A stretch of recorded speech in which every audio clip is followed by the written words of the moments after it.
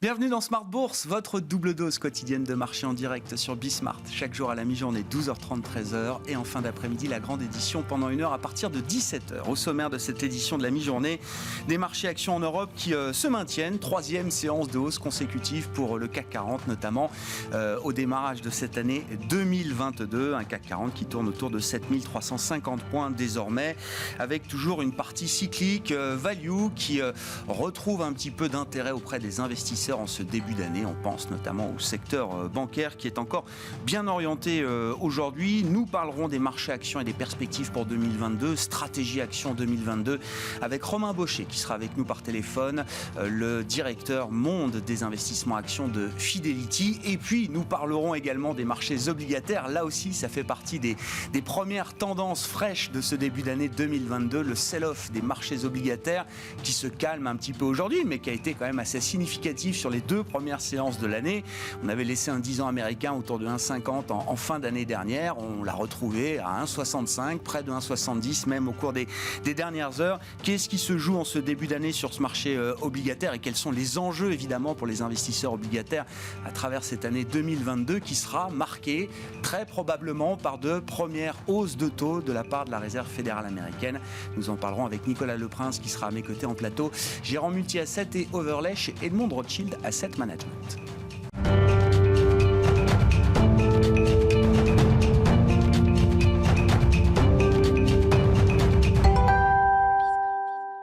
Carton plein pour les indices européens sur les 3 premières séances de cette année 2022, avec une séance encore positive, à mi-journée en tout cas pour les indices actions en Europe. Les infos clés du jour, c'est avec Alix Nguyen. De la stabilité à la Bourse de Paris, le CAC campe sur des niveaux records dans un marché qui reprend son souffle face à la hausse des rendements obligataires américain. Ce soir, les minutes de la dernière réunion du comité de politique monétaire de la Fed pourraient nous aiguiller quant au calendrier de la première hausse de ces taux d'intérêt. À noter que le marché accueille avec enthousiasme l'amélioration surprise de la confiance des ménages français. Pour le mois de décembre, l'indice établi par l'INSEE progresse de 2 points à 100, soit son meilleur niveau depuis septembre.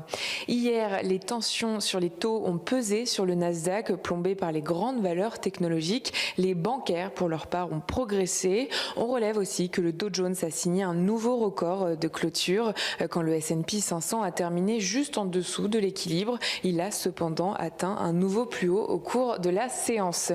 Le rendement de l'emprunt américain à 10 ans se stabilise autour d'1,6% après avoir touché un pic de 6 semaines à 1,7% hier. Au-delà des indices d'activité dans les services en zone euro et aux États-Unis, le marché surveillera les résultats de l'enquête ADP sur les créations d'emplois dans le secteur privé outre-Atlantique au mois de décembre.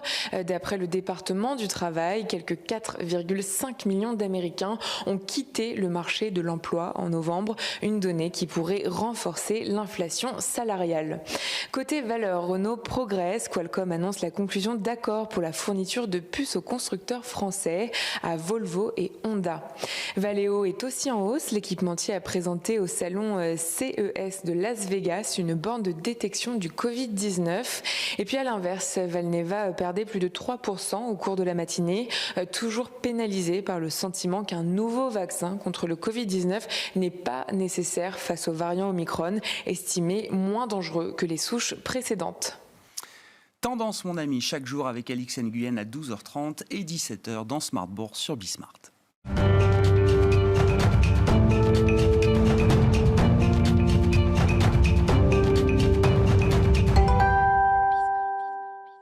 Parlons des perspectives des marchés actions pour cette année 2022 avec Romain Baucher qui est avec nous par téléphone pour entamer cette émission. Bonjour et bienvenue Romain. Ravi de vous retrouver. Merci beaucoup d'être avec nous. Vous êtes directeur monde des investissements actions de Fidelity et vous défendez donc l'idée à travers ces perspectives 2022 d'un atterrissage en douceur pour les marchés actions, Romain. Qu'est-ce qu'il faut comprendre derrière cette idée forte que vous défendez pour 2022 et quels vont être les drivers, les moteurs positifs ou négatifs d'ailleurs pour les marchés actions à travers cette année qui débute? Alors le principal point positif, c'est que nous restons guidés par les profits profits qui, par leur hausse spectaculaire, ont permis cette performance très honorable des derniers trimestres. Le grand bémol, et qui explique notre comparaison avec cette notion d'atterrissage, est liée justement à l'absence de hausse significative attendue des profits, tant en 2022 qu'en 2023. Je m'explique. Pour nous, en termes agrégés au niveau mondial, nous attendons des profits en hausse d'à peine 5% pour 2022 comme pour 2023, alors même que l'inflation, vous l'avez tous à l'esprit, est à des niveaux beaucoup plus élevés que ces dernières années.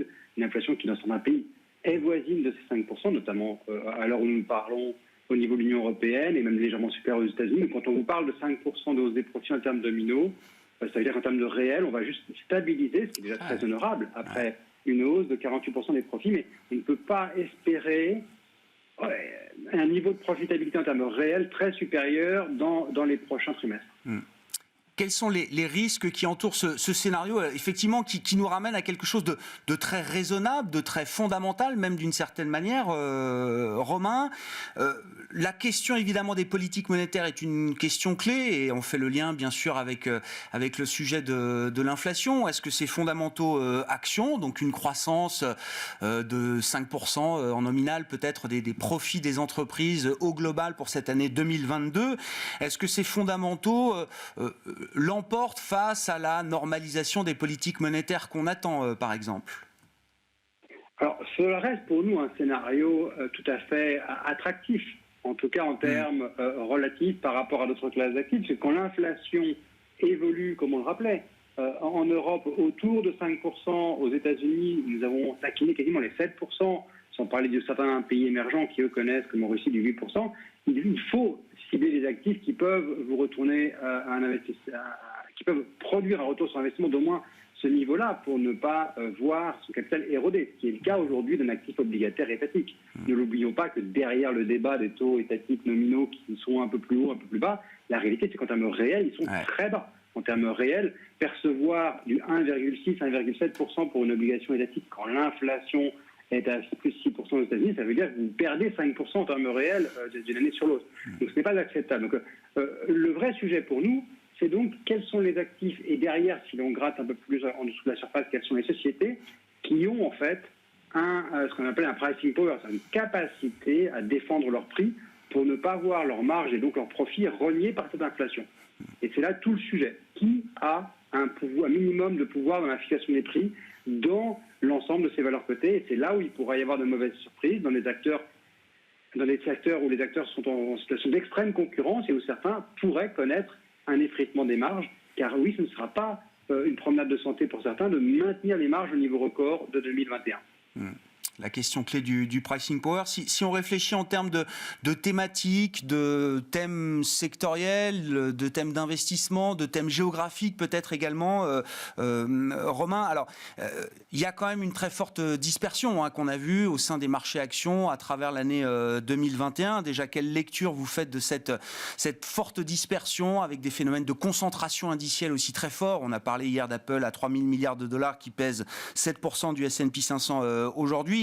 Et en termes de stratégie, est-ce qu'il y a là des thèmes, des sujets, des secteurs, des zones géographiques qui sont peut-être plus intéressantes que d'autres à regarder?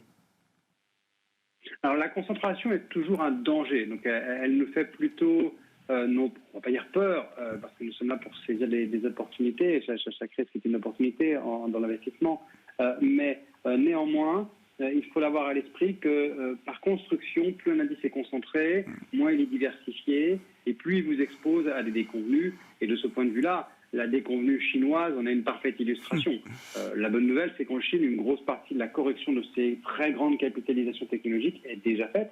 Ne l'oublions pas, sur l'année écoulée, vous étiez actionnaire d'Alibaba, vous avez perdu 50% de la valeur de votre investissement sur l'année écoulée. Donc, pour des raisons différentes, nous ne sommes pas en train de dire qu'aux États-Unis, le type d'intervention réglementaire que l'on peut craindre du gouvernement américain est comparable à ce que l'on a vu en Chine.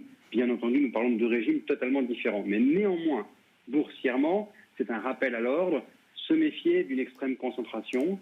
Et nous préférons, et c'est pour ça que nous devenons beaucoup plus constructifs, mais seulement maintenant en Chine, nous préférons les endroits où le marché n'intègre pas le scénario optimal. Donc en clair, des valeurs qui ne sont pas outrageusement chères, des valeurs qui rendent de l'argent à l'actionnaire, donc il y a un dividende significativement élevé et qui ont des perspectives bénéficiaires honorables. La Chine, l'Asie, j'ai envie de dire, de manière générale, vous prenez l'Asie au Japon, est une des très rares zones géographiques qui, pour les 2 prochaines années, à nos yeux, offre un potentiel de hausse bénéficiaire à 2 chiffres, tant pour 2022 que pour 2023. Ouais. Alors même que le dividende dans ces zones-là est voisin de 3%. Donc vous avez un bon équilibre entre le retour à l'actionnaire, parce que je pense qu'à l'aune des convenues récentes, notamment en Chine, l'investisseur ne nous a pas oublié qu'il est important, dans la mesure du possible, de percevoir un dividende effectif plutôt que de faire des plans sur la comète et d'avoir des perspectives bénéficiaires satisfaisantes, non associées à des valorisations stratosphériques. Donc la Chine aujourd'hui est en train de retrouver un scénario de croissance à prix raisonnable associé à des dividendes qui est beaucoup plus attractif qu'il y a un an. Ouais, très intéressant, effectivement. On cherche des actifs qui ne sont pas pricés pour la perfection aujourd'hui. Est-ce qu'on en trouve en Europe ? J'imagine, Romain. Et si oui, lesquels, là aussi ? Quels sont les thèmes, les secteurs, peut-être, sur la partie européenne qu'il convient, selon vous, de privilégier ? Sachant, encore une fois, que les premières tendances de l'année sont assez cycliques, value, financières, par exemple. Alors nous trouvons effectivement des opportunités d'investissement en Europe qui trouvent ce bon équilibre. Comme vous l'avez compris, on cherche vraiment de la croissance à prix raisonnable. On ne veut pas aller chercher le dernier pourcent de hausse sur des valeurs dites de croissance à tout prix. Et il nous paraît beaucoup plus pertinent aujourd'hui d'aller chercher cet équilibre. Et cet équilibre, on le trouve dans un certain nombre de secteurs en Europe. Alors pour nous, il est trop tard pour aller acheter massivement des matériaux, des valeurs pétrolières qui ont bénéficié d'un rebond très violent l'année dernière, mais qui sont aujourd'hui exposés, pour le coup, à une contraction de leurs profits pour les 2 prochaines années. Ce sont les 2 seuls secteurs pour lesquels nous n'anticipons non pas une stabilité, une faible hausse, mais une baisse des profits en 2022-2023. Donc ne pas oublier que ce sont des secteurs extrêmement cycliques et qui ont réagi, j'ai envie de dire, en début de cycle, là où il y a encore les bénéfices de cette reprise, ce que j'appelle un peu le cycle Covid. C'est pas un cycle économique, c'est un cycle extrêmement court dans le temps, qui continue à profiter au cyclique un peu plus industriel, au cyclique plus technologique. Donc on va rester exposé sur ces cycliques plus industriels et technologiques. On va quand même se méfier des cycliques énergétiques ou des matériaux. Et nous ne sommes toujours pas des grands fans des financières européennes, car vous l'avez compris, nous anticipons toujours des taux assez bas et des courbes de taux assez plates, contexte qui est peu flatteur et peu porteur pour les banques européennes. Donc dans la finance européenne, on va plutôt acheter des valeurs en dehors du secteur bancaire. À propos d'énergie, Romain, comment vous regardez l'évolution de la tendance ESG ? Alors c'est d'une manière presque industrielle dans vos métiers de la gestion d'actifs aujourd'hui. Ça devient évidemment une tendance très lourde, structurante, structurelle pour l'avenir. Néanmoins, on a vu quand même un gros retour de certaines valeurs dites green. Beaucoup de valeurs green alors très bien profité, très bien fonctionné en 2020, mais ont eu un retour très négatif à travers 2021. Et à l'inverse, vous le citiez, effectivement, des valeurs pétrolières, matériaux de base qui ont fortement rebondi au cours de l'année écoulée. Est-ce qu'il faut attendre à nouveau une forme de rééquilibrage d'une certaine manière ? Est-ce que cette tendance ESG, là, sur la partie climatique, environnementale, peut redevenir profitable pour l'investisseur en 2022 ? Alors nous en sommes intimement convaincus et nous rappelons 2 choses. Premièrement, l'investissement dit ESG est un investissement durable, donc qui doit être profitable, bien entendu, on ne passe pas à côté de la profitabilité, et tourné vers le long terme. De ce point de vue-là, on a eu 2 années antinomiques. 2020, quelque part, j'ai envie de dire, un alignement trop parfait des planètes pour l'investissement ESG qui pouvait laisser penser que l'ESG était un moyen de gagner à tous les coups, quel que soit l'horizon. Non. On parlait d'une bulle verte. 2020, je me souviens, c'était la bulle verte. Pour certaines valeurs, nous n'étions pas loin de scénarios de survalorisation. On pourrait, pour certains cas, parler même de début de bulle. Oui, j'en conviens. Et 2021, en revanche, a été un défi, puisqu'avec une très forte hausse des énergies fossiles, qui reflète en temps réel dans leur profit la hausse du pétrole, par exemple. C'est le seul secteur au monde qui reflète de façon quasi instantanée l'évolution de hausse de prix. Donc forcément, les bénéfices ont été spectaculaires en 2021 pour ces acteurs des énergies fossiles qui sont beaucoup moins verts. Donc j'ai envie de dire, ce défi de court terme 2021 est une opportunité de long terme, car globalement, des énergies fossiles à un niveau plus élevé sont une opportunité pour les énergies renouvelables et pour les comportements vertueux d'économie d'énergie ou de capture de CO2. Donc ne pas se tromper, ce défi court terme 2021 qui ne remettait pas en cause la très belle performance de 2020, est une opportunité qui conforte l'intérêt d'investissement à long terme dans des valeurs préoccupées par des problématiques de type ESG. Et c'est bien la différence entre le bruit et les tendances. Merci beaucoup Romain. Romain Baucher qui était avec nous par téléphone, directeur monde des investissements actions de Fidelity, invité de Smart Bourse à la mi-journée sur Bismart.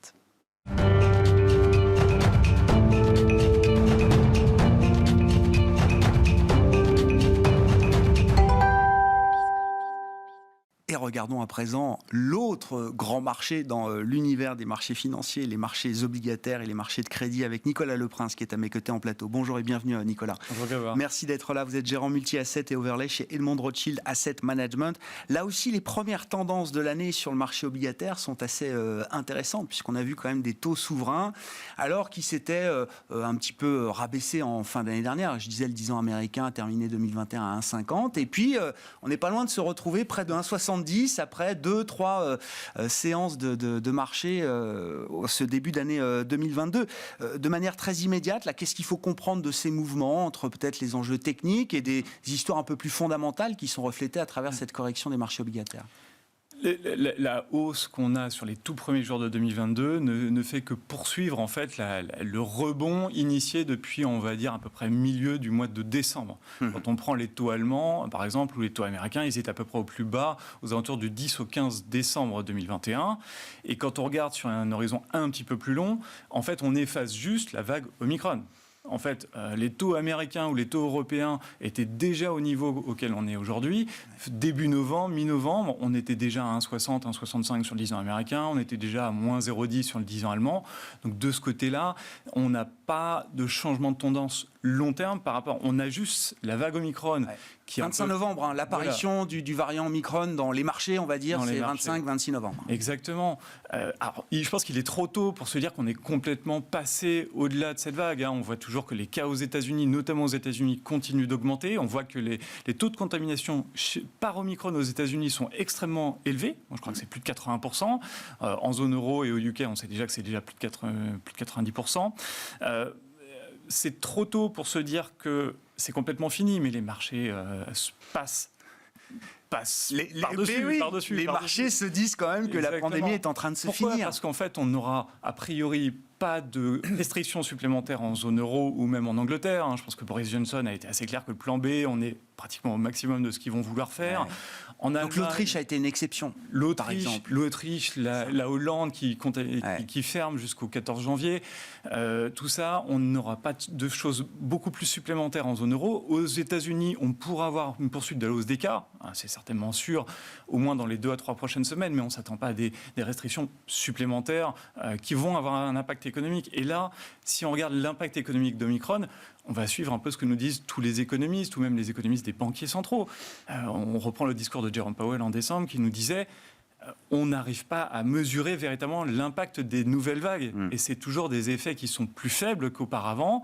Et quand on regarde l'impact économique, il y a peut-être un impact économique au moment de la vague, mais en fait, on sait qu'il est rattrapé. Il est rattrapé partiellement avec un impact qui est encore plus faible qu'avant. Si le marché a traité le sujet Omicron en un mois et demi, on espère qu'il l'a traité de manière correcte, effectivement, qu'il ne s'est pas trompé de ce point de vue-là, est-ce que pour autant la situation est redevenue normale sur ces marchés de taux de crédit? Si on se retrouve donc dans la situation de mi-novembre, là, à 1,65 sur le 10 ans américain, est-ce qu'on retrouve une forme de normalité ou est-ce qu'on est encore loin d'être sur des niveaux de taux qui peuvent apparaître normaux au regard de l'environnement?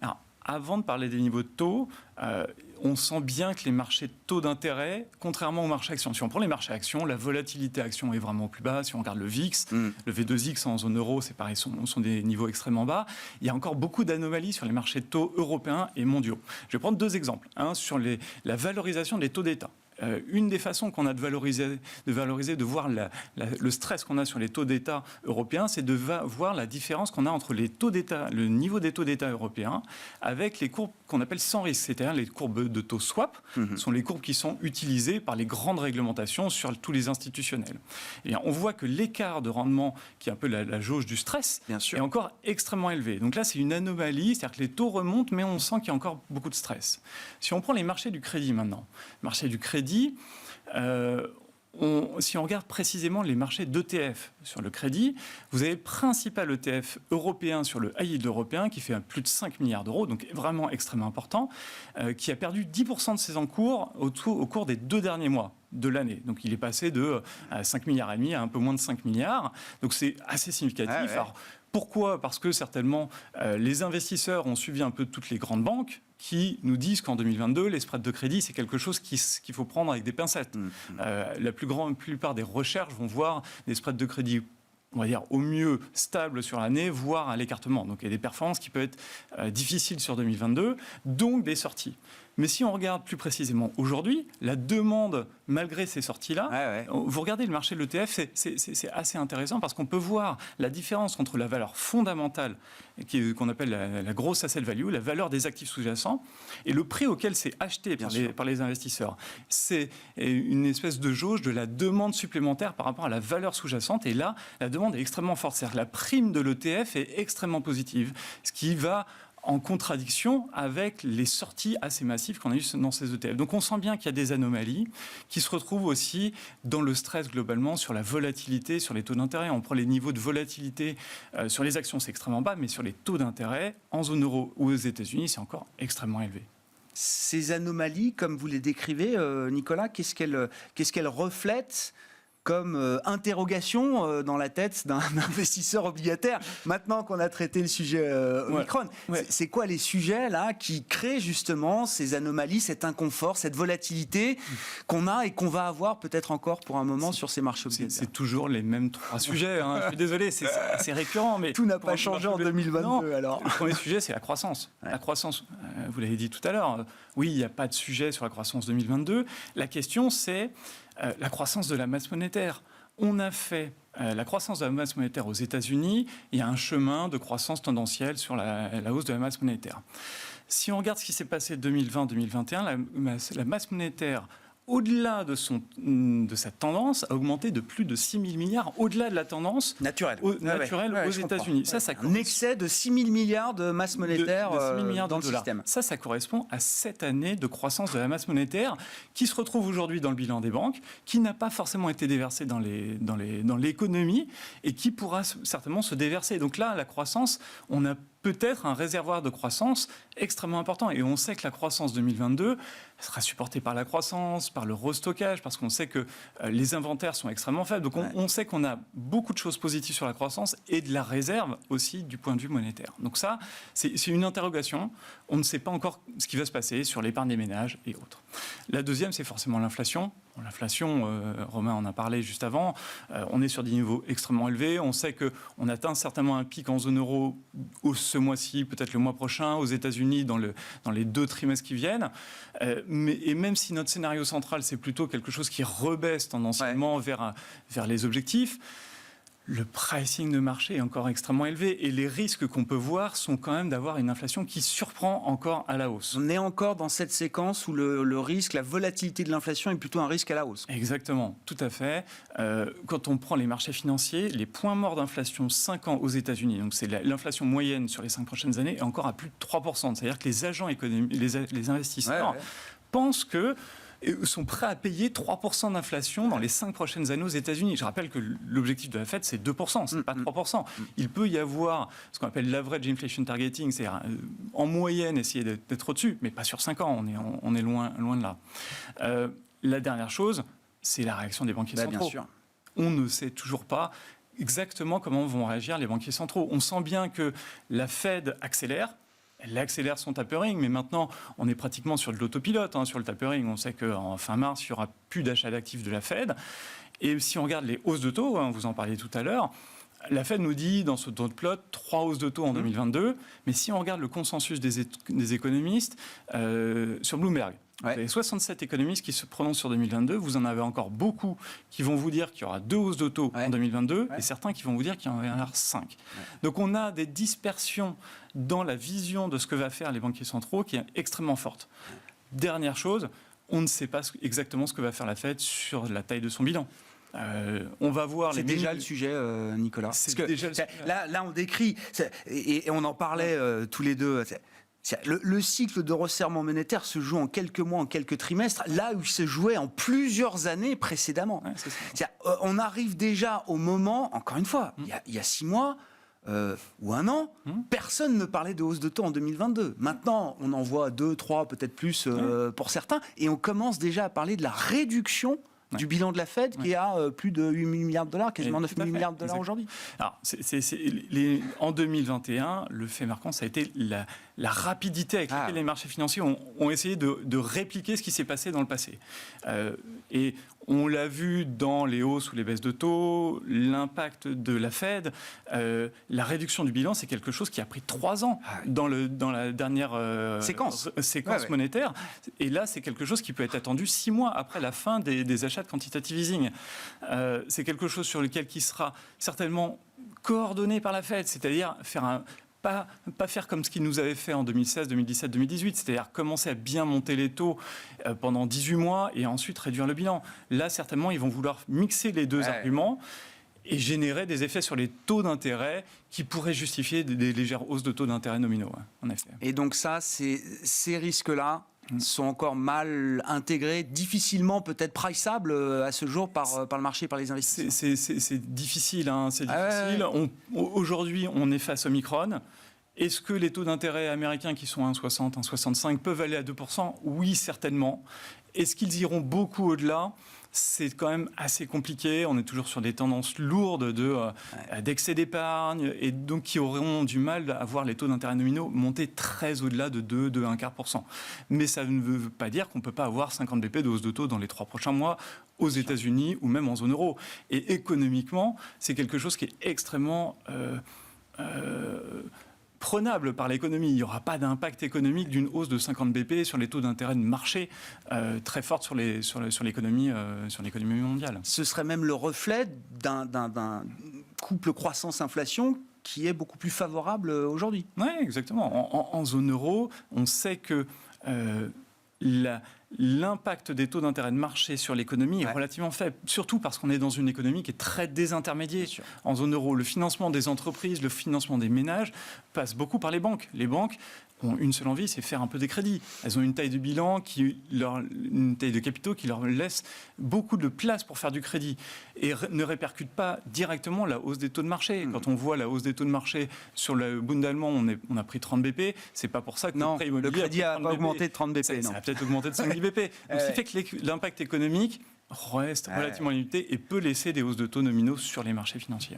Merci beaucoup pour cet éclairage, Nicolas, précis sur ce marché obligataire et ces marchés de crédit. Nicolas Leprince qui était à mes côtés en plateau, gérant multi-asset et overlay chez Edmond Rothschild Asset Management. On se retrouve cet après-midi en fin de journée à 17h en direct évidemment pour la grande édition de Smart Bourse sur Bismart.